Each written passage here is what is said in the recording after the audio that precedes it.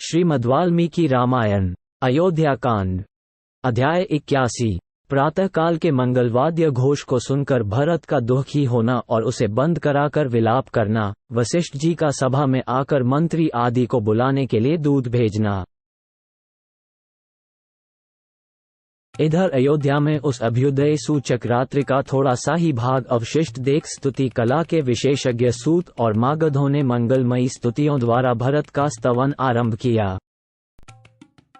प्रहर की समाप्ति को सूचित करने वाली दुंदुभी सोने के डंडे से आहत होकर बज उठी। बाजे बजाने वालों ने शंख तथा दूसरे नाना प्रकार के सैकड़ों बाजे बजाए। वाद्यों का वह महान तुमुल घोष समस्त आकाश को व्याप्त करता हुआ सा गूंज उठा और शोक संतप्त भरत को पुनः शोकाग्नि की आंच से रांधने लगा। वाद्यों की उस ध्वनि से भरत की नींद खुल गई। वे जाग उठे और मैं राजा नहीं हूँ ऐसा कहकर उन्होंने उन बाजों का बजना बंद करा दिया। तत्पश्चात वे शत्रुघ्न से बोले, शत्रुघ्न, देखो तो सही, कैकेयी ने जगत का कितना महान अपकार किया है। महाराज दशरथ मुझ पर बहुत से दुखों का बोझ डालकर स्वर्गलोक को चले गए।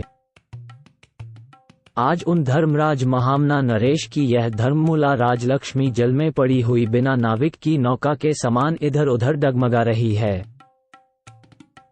जो हम लोगों के सबसे बड़े स्वामी और संरक्षक हैं, उन श्री रघुनाथ जी को भी स्वयं मेरी इस माता ने धर्म को तिलांजलि देकर वन में भेज दिया। उस समय भरत को इस प्रकार अचेत होकर विलाप करते देख रनिवास की सारी स्त्रियां दीनभाव से फूट फूट कर रोने लगी। जब भरत इस प्रकार विलाप कर रहे थे, उसी समय राजधर्म के ज्ञाता महायशस्वी महर्षि वशिष्ठ ने इक्ष्वाकुनाथ राजा दशरथ के सभा भवन में प्रवेश किया।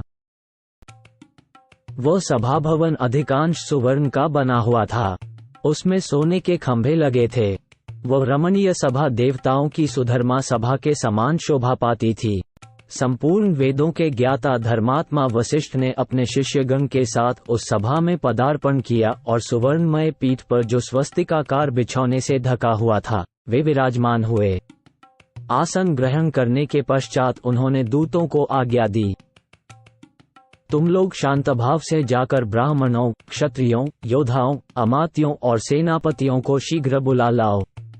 अन्य राजकुमारों के साथ यशस्वी भरत और शत्रुघ्न को, मंत्री युधाजित और सुमंत्र को तथा और भी जो हितैषी पुरुष वहां हों उन सबको शीघ्र बुलाओ। हमें उनसे बहुत ही आवश्यक कार्य है। तदनंतर घोड़े, हाथी और रथों से आने वाले लोगों का महान कोलाहल आरंभ हुआ। तत्पश्चात जैसे देवता इंद्र का अभिनंदन करते हैं, उसी प्रकार समस्त प्रकृतियों, मंत्री, प्रजा आदि ने आते हुए भरत का राजा दशरथ की ही भांति अभिनंदन किया। तिमी नामक महान मत्स्य और जलहस्ती से युक्त, स्थिर जल वाले तथा मुक्ता आदि मणियों से युक्त शंख और बालुका वाले समुद्र के जलाशय की भांति वह सभा दशरथ पुत्र भरत से सुशोभित होकर वैसी ही शोभा पाने लगी, जैसे पूर्व काल में राजा दशरथ की उपस्थिति से शोभा पाती थी।